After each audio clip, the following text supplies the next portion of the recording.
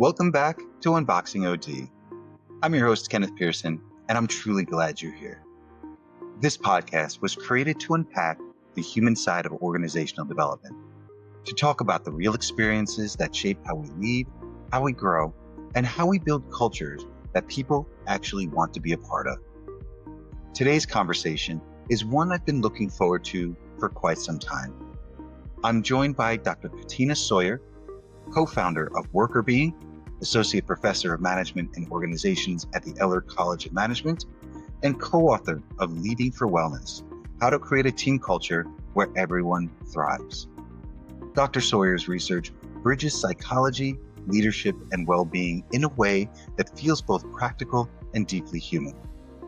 In this episode, we explore what workplace wellness truly means beyond perks and programs, why leadership behavior is the cornerstone of well-being, and how organizations can move from performative care to authentic support. Whether you're a leader, an OD professional, or someone trying to create a healthier culture around you, this is a conversation that will stick with you. So grab your cup of coffee, take a breath, and let's begin. Welcome, everyone. I'm joined today by Dr. Katina Sawyer. Katina is the co-founder of Workr Beeing, an associate professor of Management and Organizations in the Eller College of Management at the University of Arizona, and the co-author of Leading for Wellness, How to Create a Team Culture Where Everyone Thrives. She has published over 50 peer-reviewed journal articles and book chapters, as well as multiple popular press articles, including in the Wall Street Journal and the Harvard Business Review. She was named 40 Under 40 by the Philadelphia Business Journal and has won numerous teaching and research awards. And I want to say welcome, Katina. Thank you so much for being here. I'm so excited and so grateful to have you here. So thank you for joining us on Unboxing OT. Yeah, absolutely. Thanks for having me. I'm excited for our conversation. So just for the listeners out there, I had the opportunity to attend one of Katina's sessions at SIOP in Denver, Colorado, the 2025 SIOP conference. And I was, ever since then, I've been really just following your work and just really, really, impressed by what you're doing and what you've been able to accomplish. So again, I'm really, really excited here. So I'm going to ask you, we're going to right into this. So Katina, you've got a full plate.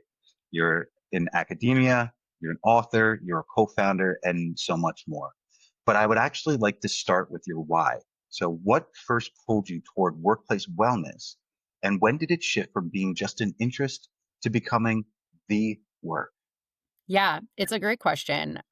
So I ended up in IO psychology straight out of undergrad, mostly because I didn't want to have a career in other areas of psychology.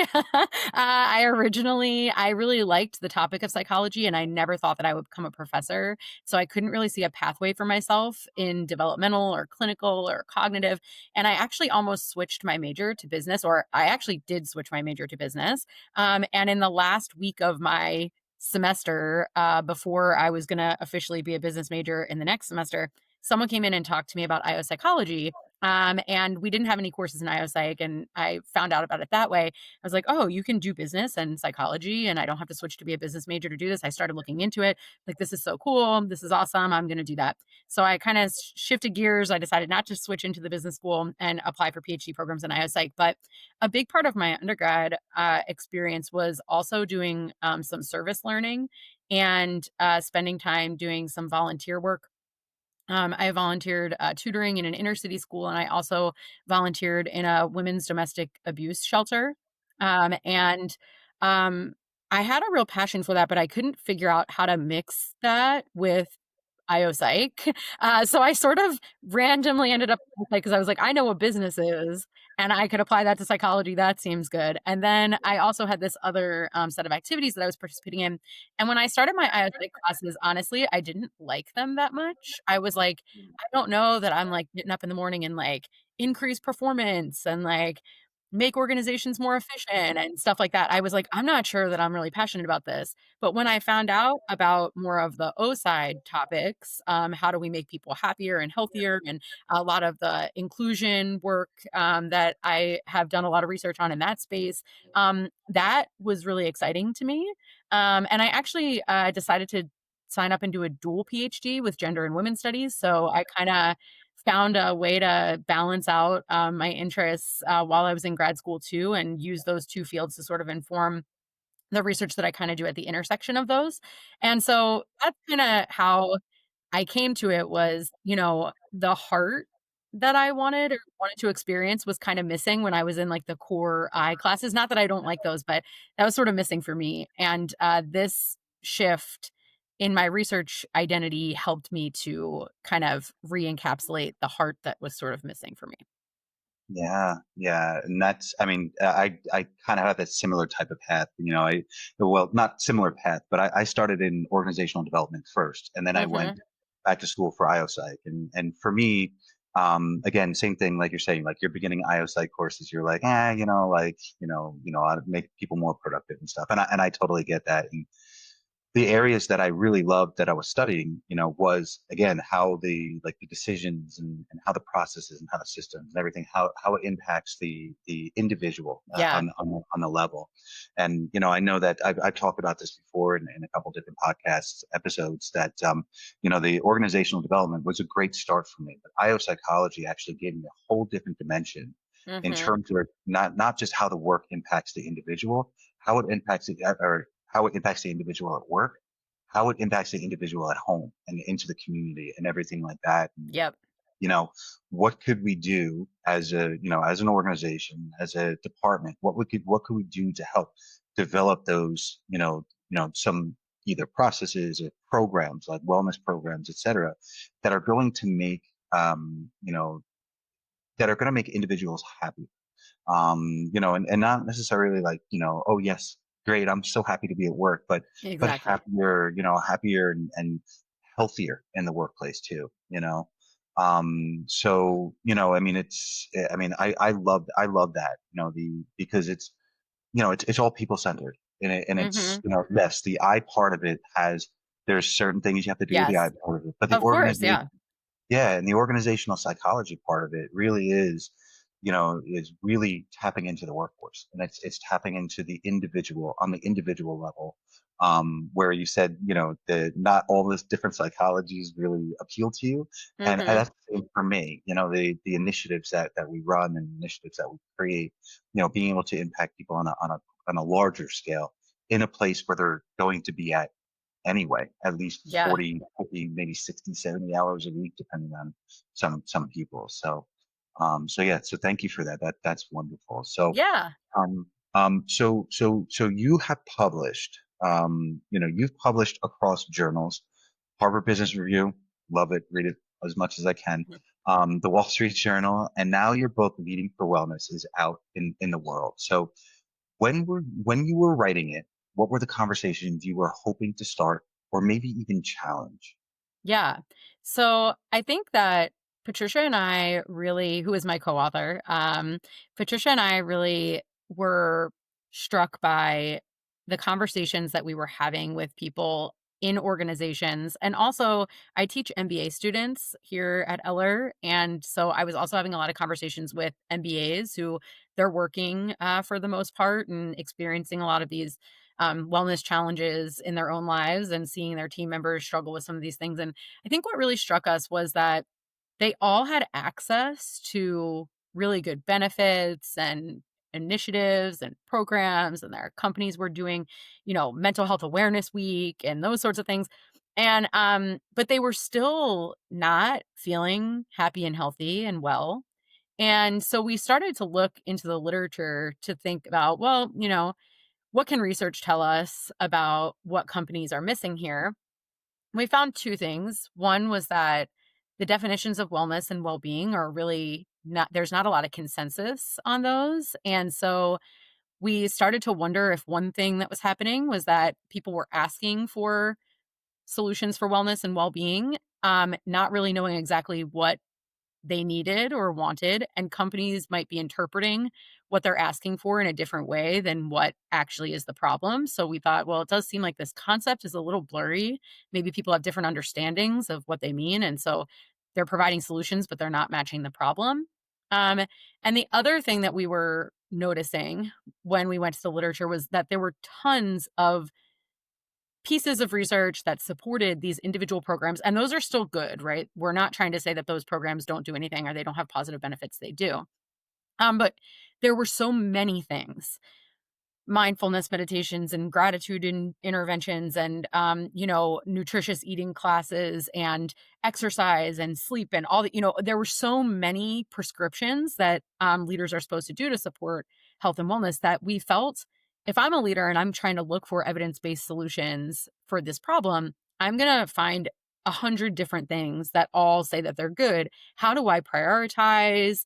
And so we started to realize that what we were seeing in a lot of organizations is kind of this spaghetti at the wall approach. Like there's 100 different things I could do.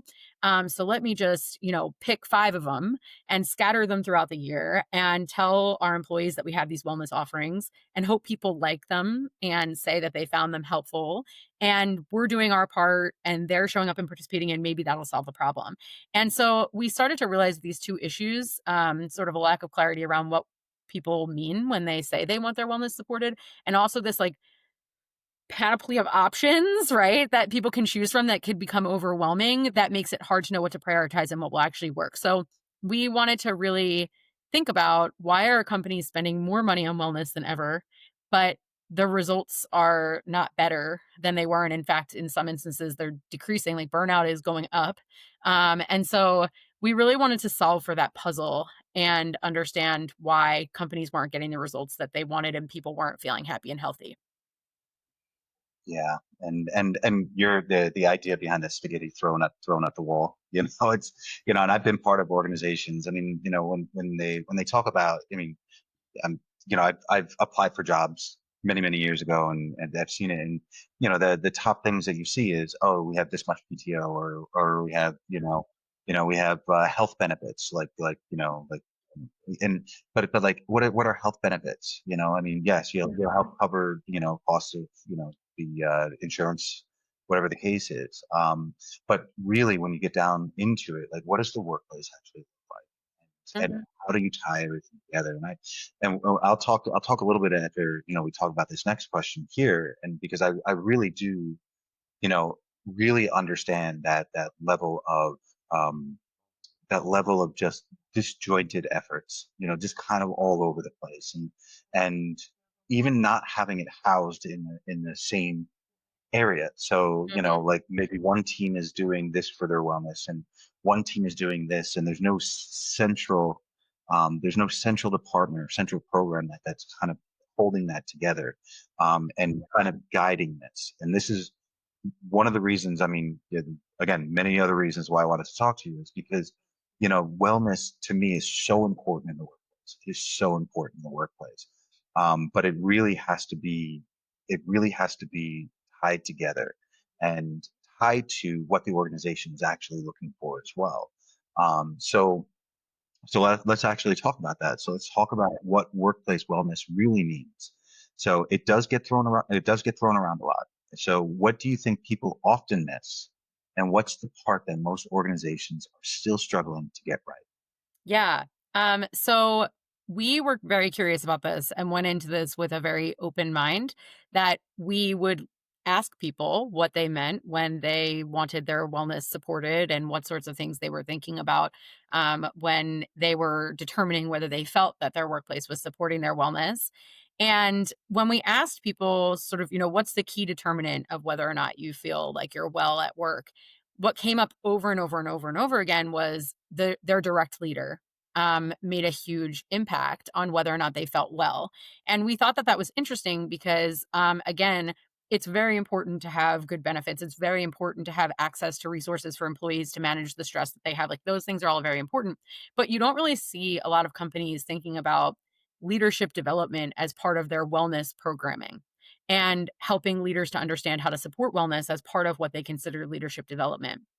And so leaders really became very central to this conversation that we were having. And we thought that that was interesting and not necessarily what we expected to come out of that conversation. So we really started to hone in on, well, what are leaders doing to support wellness when they're doing a great job? And the answers that we got sort of fell into 4 different categories. One, and they're not super shocking, but what I like about our framework is that it's a little more concise. So I'm actually teaching an undergraduate class right now on the book called Leading for Wellness, and we were talking about different frameworks, and there are practitioner focused frameworks, and they have like 8 to 10 different dimensions of wellness. And I feel like that could be maybe overwhelming for people. You don't know where to start. And then there's other academic frameworks that have two dimensions, not complex enough, maybe compared to our findings. So I like that our framework has some depth, but it's not so many things that you don't know where to start. And so the buckets make some sense. So physical health is the first bucket. And that not only has to do with being able to get in exercise to the extent that people want to support their, fitness, but it also has to do with being supported and taking care of yourself when you're sick, or maybe you're managing a chronic illness or you get injured, that there's support for people to properly heal or take care of themselves. And it also had to do with caretaking for other people who are going through physical health challenges. So you have a significant other that gets diagnosed with cancer. Is there support for you there? Do people understand the burden that's associated with caretaking in that way? And so physical health was sort of encompassing a bunch of different things. And then mental health, which is really about more in the realm of things that might be diagnosable, like I have an anxiety struggle, or people who have depression or are struggling with bipolar, ADHD, all different sorts of learning disabilities. The mental health piece definitely covers those parts. And then the emotional health piece, which is the third, is really about being able to, on the whole, have a team environment that has more positivity than negativity, but also that when things are tough and negative emotions arise, that there's not a pressure to suppress them, that you can bring those negative emotions up. So it's not about this like toxic positive environment where you're constantly, having to rah-rah and cheerlead and everything's great. It's about having kind of a healthy range of emotions that are able to be expressed, but on the whole, that people are expressing more positivity than negativity. And then the last is a sense of balance. And I could go on a whole thing about balance. I won't right now, but basically, the idea of balance has really been mischaracterized in the popular press, I think, where people sort of assume that it means this 50-50. You have half your life and half your work. And it's really a unique formula for each person. And so being in touch with what that formula was and having a leader that helped you to find that formula more often than not was the fourth dimension. I mean, I absolutely love that. Now, just kind of just a sidebar question. For that particular class, can anyone enroll, or do they have to be enrolled? I think you have to be a U of A student, but Okay, okay. I am happy to Yeah, share that's materials. that's amazing. I mean, it's so key in there. Exactly what you said right in the very beginning. Like our wellness in the workplace really does begin with the manager, begin or the leader. We'll say manager, like program manager, director, CEO, whatever it is. It really does begin with them, our supervisors. Um, and I know that the organization that I was working in, what we had done is, we developed a leadership development program, and then we developed a um, like a fundamentals, for new managers, new leaders. So when Hmm. they get promoted, because and we can get into a whole episode about managers being promoted from individual contributors and then going into managerial role and have no leadership training whatsoever, and how that often does not go very well. Or they develop really poor habits. But we had hired, when I was working in this previous role, we had hired an employee wellness coordinator Mm. that moved over. She had her certification, mental health, first aid, and one of the other things that we had done in terms of wellness is we had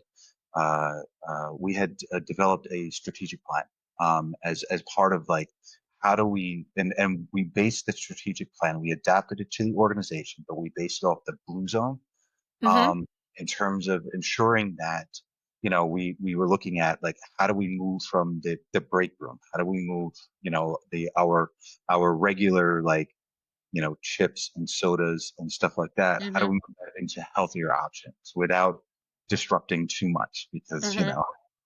I'll tell you, I like a good soda over Yeah, like a right. water every Sure. once in a Sure. while.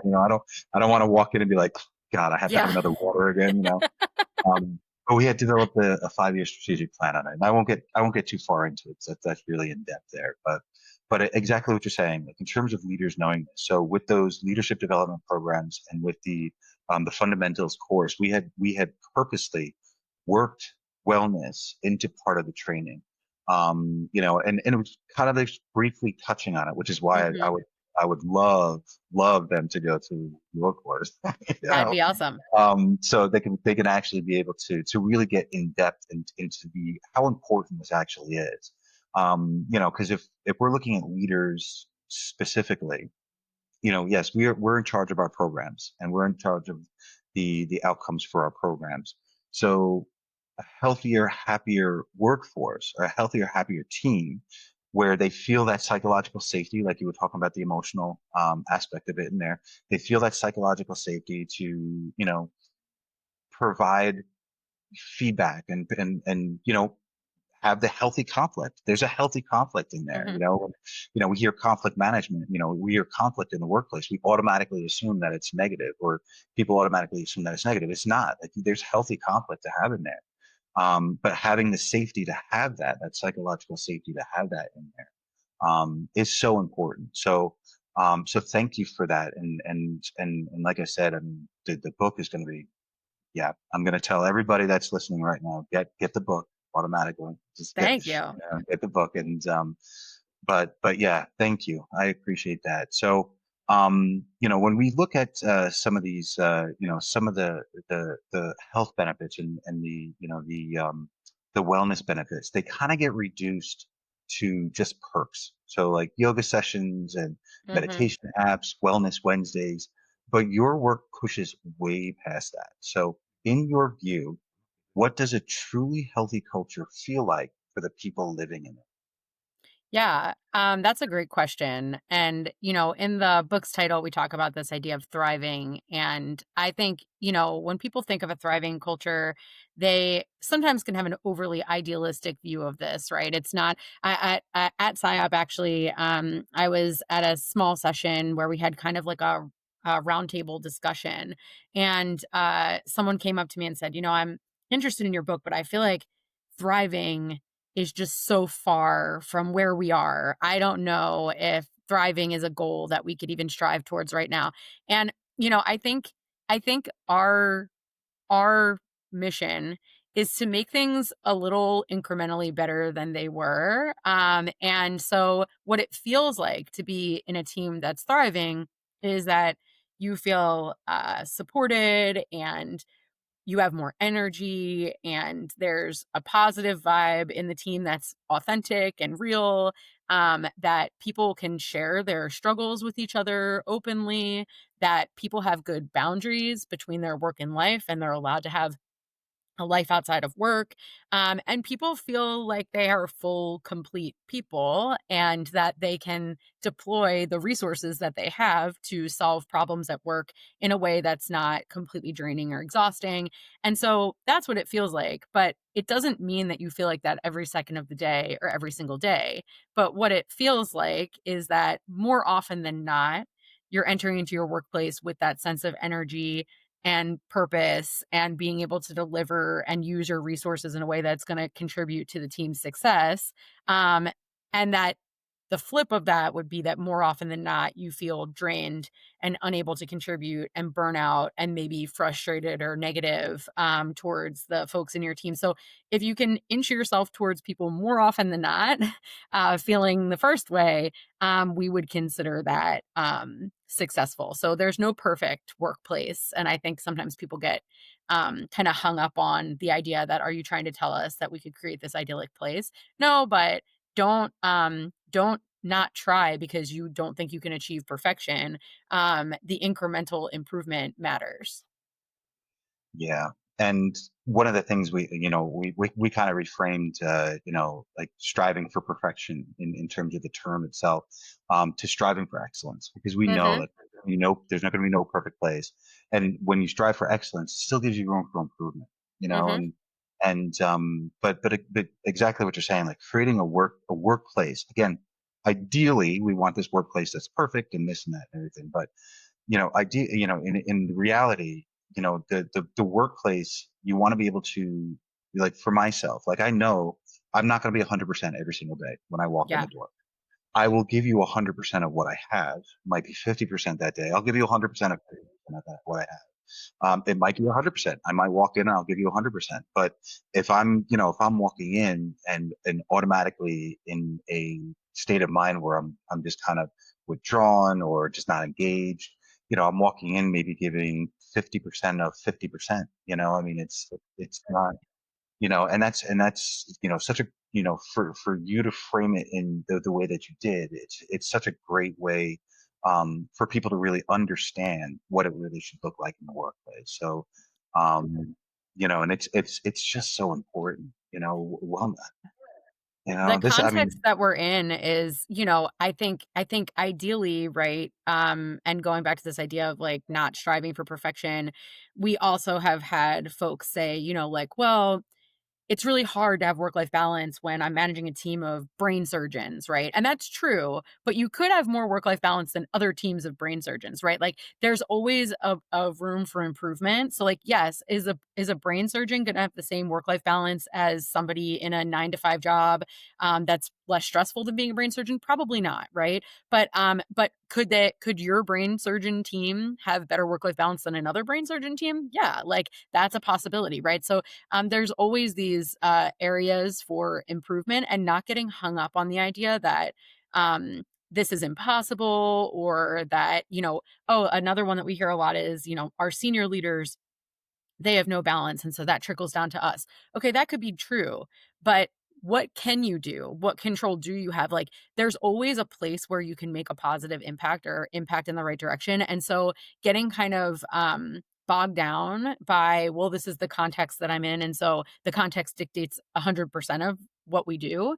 That The context definitely makes it more challenging for you to do these things, and maybe you can't do them as well as somebody who has senior leaders who are aligned, but you can still do something, right? And so I think this idea of continuous improvement and incremental change is really what we strive for. At the end of all of our talks, when we go to companies and speak about this, we always say, if every person in this room just does one thing different after this session, that will be a success, because if there's 60 people in the room, that's 60 different things that are happening in this organization that weren't happening before. You don't have to do 100 different things at the end of this session. And it doesn't need to be a laundry list of stuff that you're trying to do. If you just do one thing different, like, we're happy, right? And so I think taking the pressure off too, where wellness kind of has become this competitive space where you need to check all these boxes, even personally, like, to be well, I need to drink this smoothie, and I need to get up early, and I need to get my workout in, and I need to, have a social life, and I need to post about it on Instagram, and I need to, like, all these things that are checklisty that, like, and now I'm in balance. Like, are you? Or are you just, like, doing the stuff that you think you're supposed to be doing?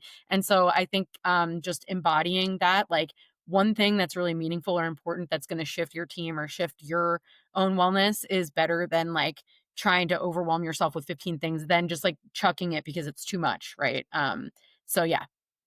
yeah, yeah. And I was actually talking to somebody earlier today about this, and we are talking about, just change initiatives. And yeah, Mhm. you can have the end goal in mind, but again, those, like you're saying, exactly, those small little incremental, you still have to take a step forward, and you still have Yep. to do these small little things. And I know when I do sessions on OD and HR and processes, systems, everything, I always start with, so we're going to be sitting here for an hour. How many of you think that you're going to master this by the time we leave here in an hour?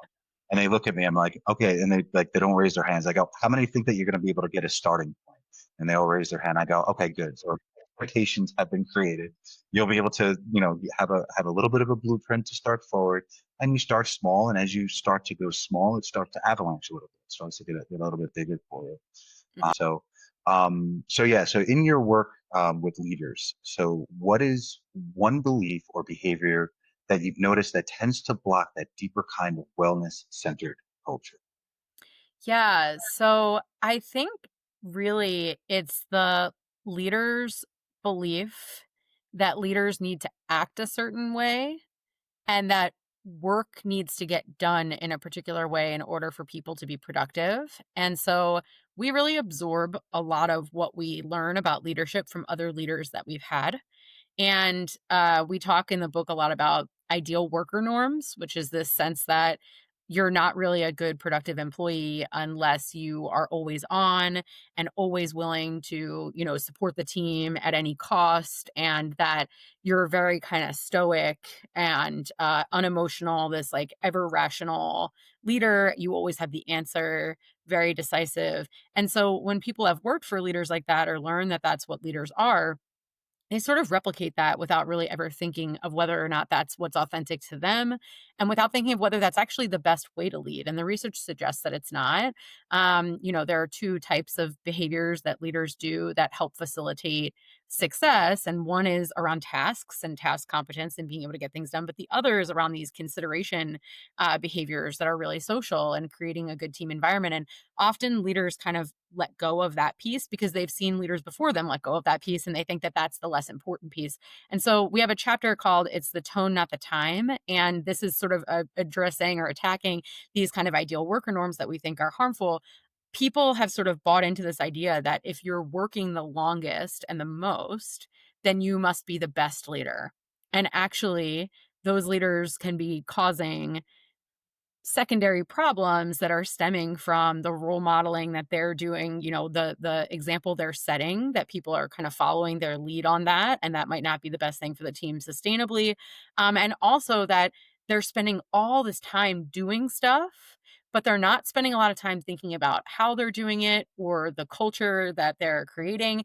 And we hear leaders say this all the time, I would love to have one-on-one meetings with the members of my team and get to know them and try to, tailor my approach to them, but I just don't have time. I have too much stuff to do. And so, the way that we value these activities is misaligned with our impact.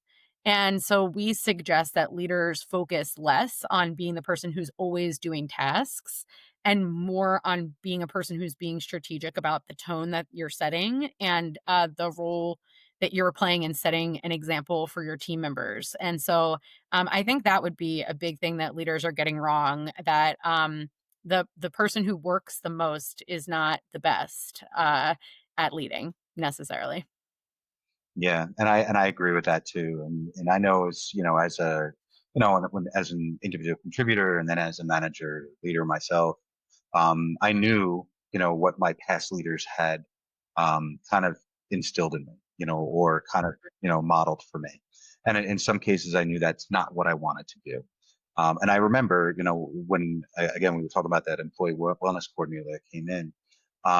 She, based on past leaders, she was, under the impression that she had to be working, the 8 hours a day and doing this and always being busy. And I had the one-on-one meeting with her, and I told her, I said, listen, you don't always have to be busy.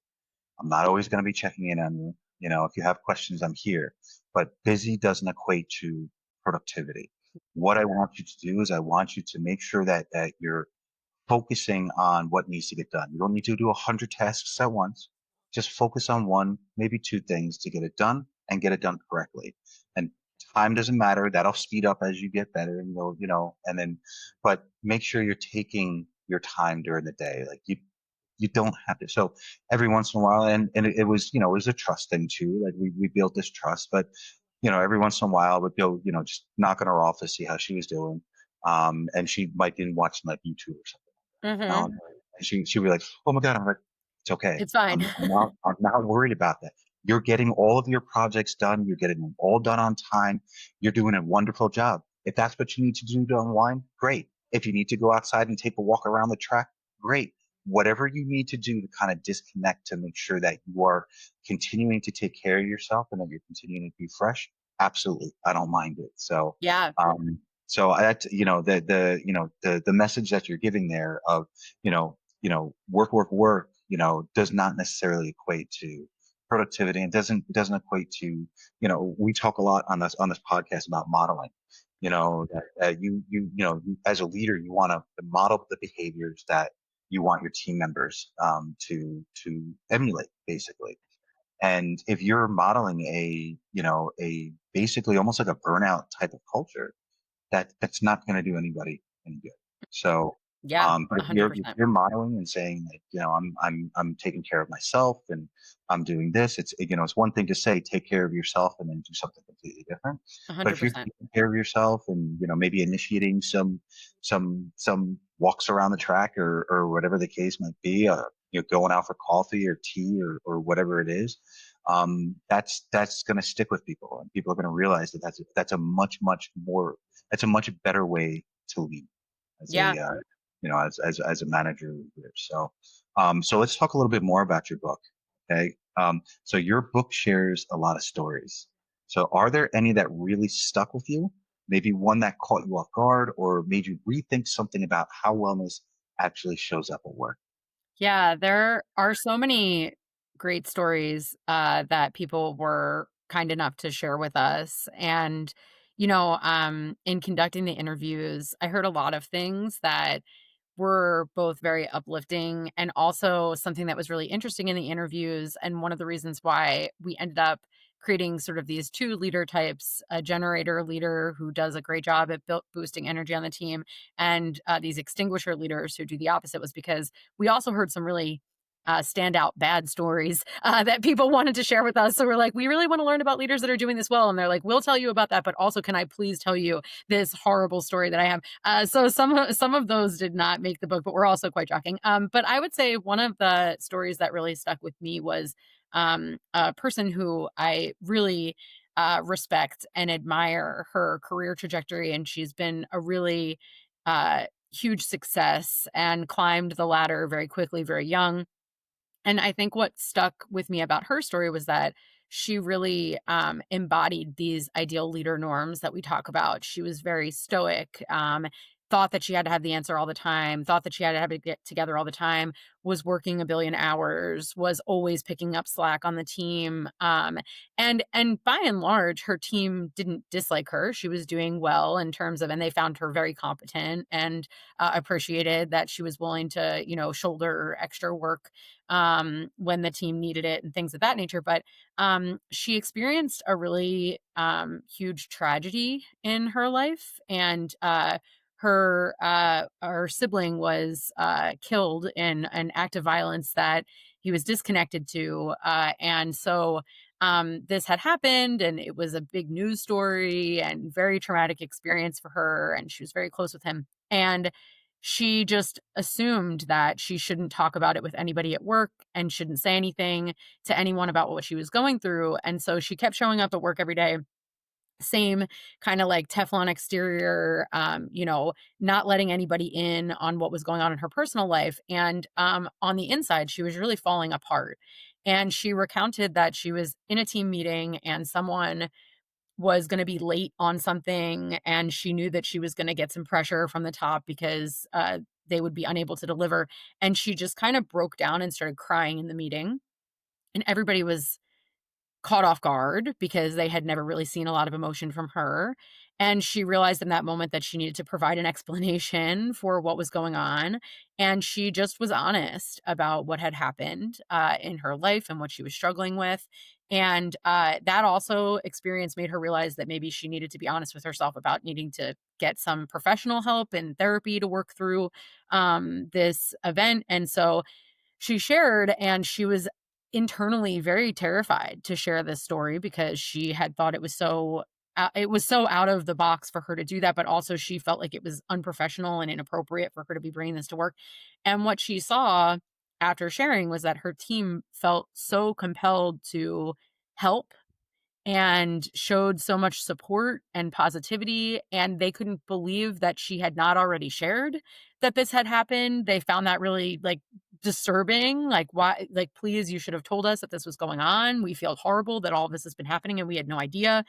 They were extremely helpful in, getting her through that tough time, and the other thing that happened was that, people really started sharing with her things that had happened to them, life events that they had gone through that were really challenging, resources that had helped them to get through those. And she noticed that in the long term, her team was much more open and authentic about a variety of things. And it really changed her opinion of what makes a leader effective, because she was a good leader before and she was getting results, and she wouldn't say that her team environment was bad. But in contrast, after this event happened and people felt more comfortable, she realized that, yeah, her team wasn't proactively bad, but it wasn't also proactively awesome. And it got much more awesome through her sharing. And so that story always sticks with me. It's a little bit of a sensational story in the sense that it's quite a tragedy that she went through. But I think it also hammers home the point that, something doesn't have to be broken in order for you to take steps to improve it, and there could be something better on the other side, even if you're scared to start being more authentic. Yeah, and that's such a great story to share, by the way. It's because I know a lot of us, we carry, we don't carry what we have at home into the workplace, Yeah, or potentially fear of, judgment, fear of whatever the case might be. And we tend to just kind of disconnect, and that's why, we talk about, we were talking about work-life balance and all of these things. Um, but the being able to bring yourself into work when you need to. I mean, I have my professional me and I have my personal me, and they're pretty much the same. Like my professional me is a little bit more polished than my personal me, but it's still the same person. You're just yeah, not going to get a lot of like, cuss words coming out in the workplace. yeah, you know, um, yeah, and that's such a great story to share, and again, you don't have to wait until something major like that happens. Again, it's just those little tiny step, that little tiny conversation, hi, how you doing? Learning a little bit more about you, learning a little bit more about, like the children, if they have children or the family or what the case is, it's a 1 minute, 2 minute conversation a day, if that. Um, so yeah, so wellness, moving on here a little bit, wellness can feel like a nice to have add-on, especially in high pressure environments. So how do you help leaders connect the dots between culture, wellness, and performance so it's not seen as optional? yeah. So there are lots of business reasons to improve wellness, including, boosted engagement and productivity and team trust and, psych safety and team environment, all that stuff. But there are lots of business reasons to do lots of things in organizations and people don't do them, right? So I think what helps to really connect with leaders to actually make behavioral change is to help them to recognize that everything that you're doing, every action that you're doing is leadership. It's all as a leader, you are leading. Everything that you do is part of your leadership repertoire. And those actions can either be have a negative impact, they can have a neutral impact, or they can have a positive impact on your team. And so why not convert some of your behaviors that might be having a negative or neutral impact into ones that have a more positive impact? And it's not these huge shifts that you necessarily have to make in order to get there. Like you were just saying, these little things can add up, right? And so I think we can make the business case for it, and there's a very strong business case. And there will be some people who are compelled by the business case, and maybe more senior leaders who are, deciding where to invest their budget might be more compelled by those business cases. But the average leader who's just like stuck in a rut and but is well intentioned, I think just starting to envision that every action you're doing is part of your leadership and is part of your legacy.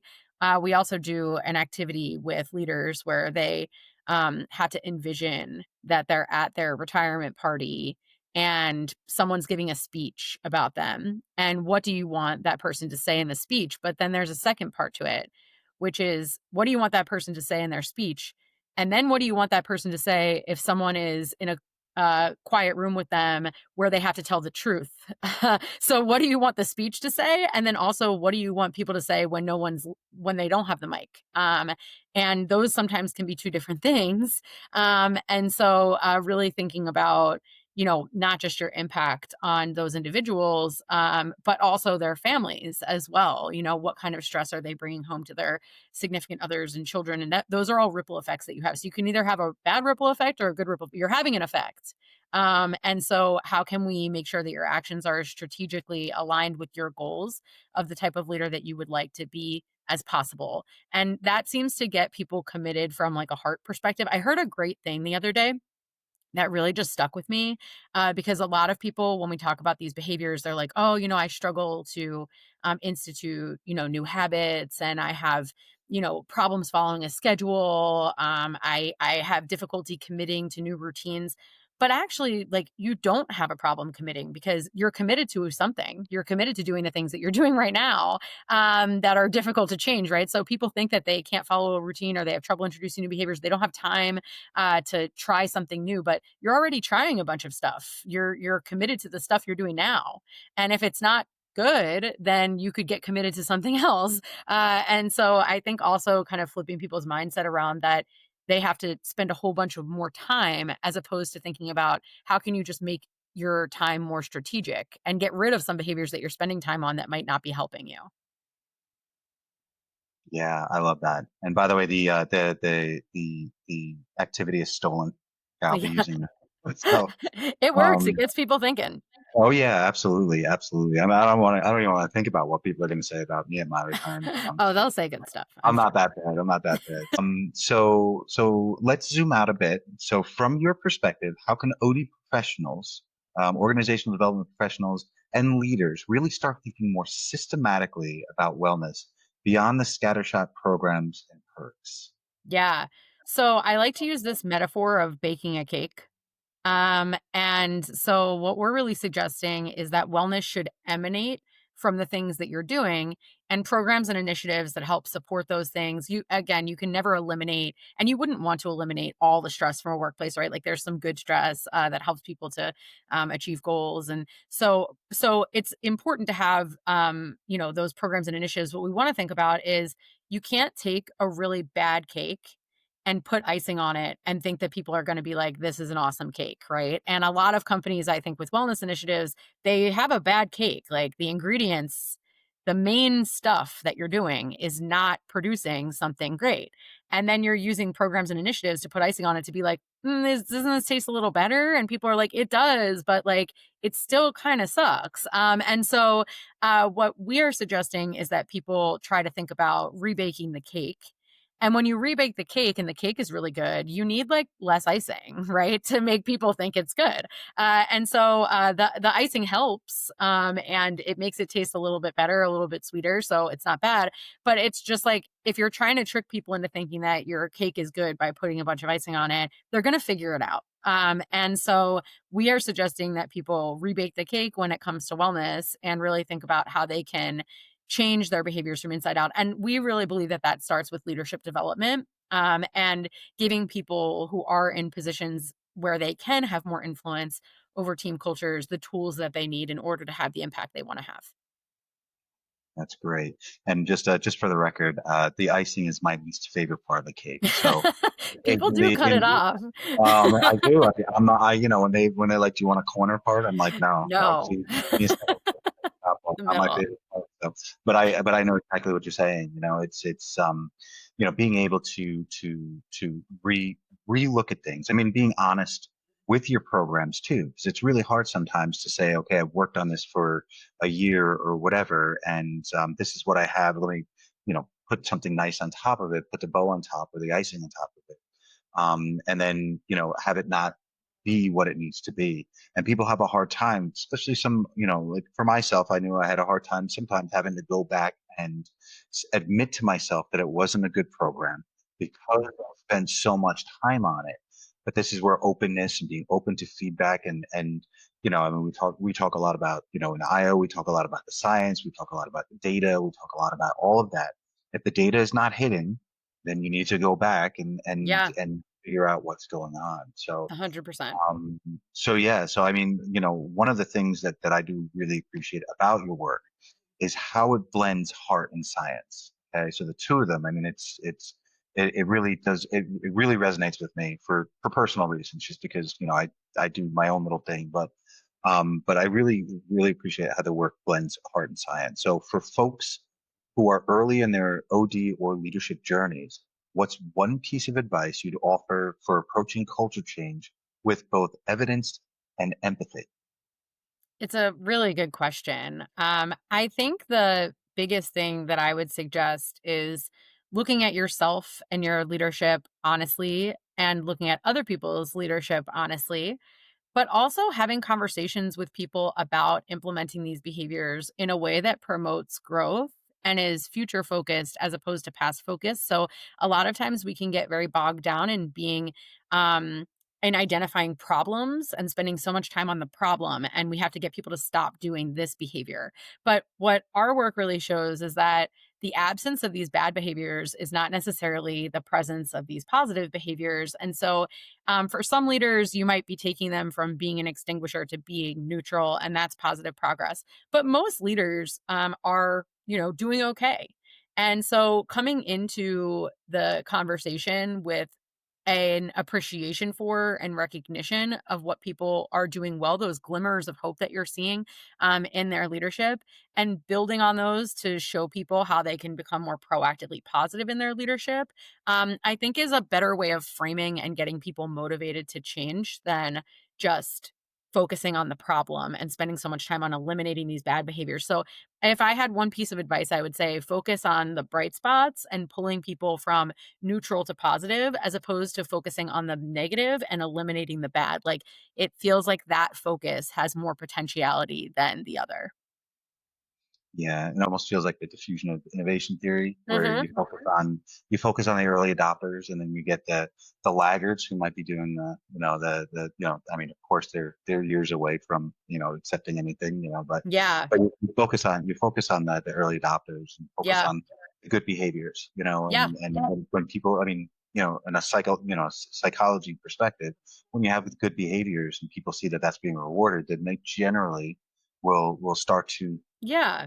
and or trend towards those particular behaviors. So And even leaders who have the worst behaviors show positive behavior sometimes. So how can you build on the glimmers of hope as opposed to narrowing your focus on the, doom and gloom part? yeah, yeah, and I'm not going to get into it, but I heard the term glimmers recently, and it's like and what is it like focusing on the small little things throughout the course of the day Mhm. that are really positive, and I was like, oh Yeah. my god, I'm going to steal that too. Yeah. Stolen. I should see. At least I'm admitting that I'm stealing stuff on a public. I love it. I Yeah. stole it too, so it's fine. I love it. I love it. So yeah. So to bring us home here, if you had to describe the kind of team culture you're trying to help build in a phrase or a mantra, what would it sound like? I think that the mantra that we would have is wellness is not a program. That might be the phrase or the mantra that people should keep in mind. That if it seems like a program or it feels like a prescription, a one time thing, whatever, the team culture is not going to shift from one session or several sessions that are scattered over the course of the year. You really need that internal stuff to be going well. So I would use that as a mantra. That is amazing, by the way.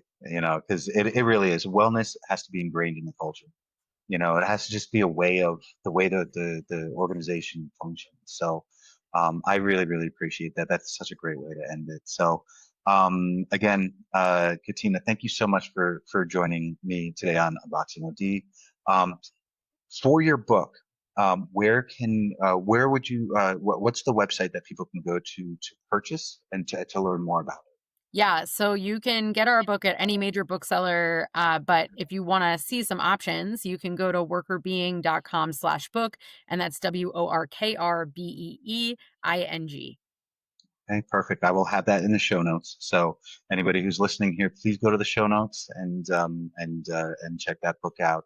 And if people can connect with you on LinkedIn, would Yes, that be okay to do so? Perfect. 100%. I would love to connect with anybody who found this episode interesting.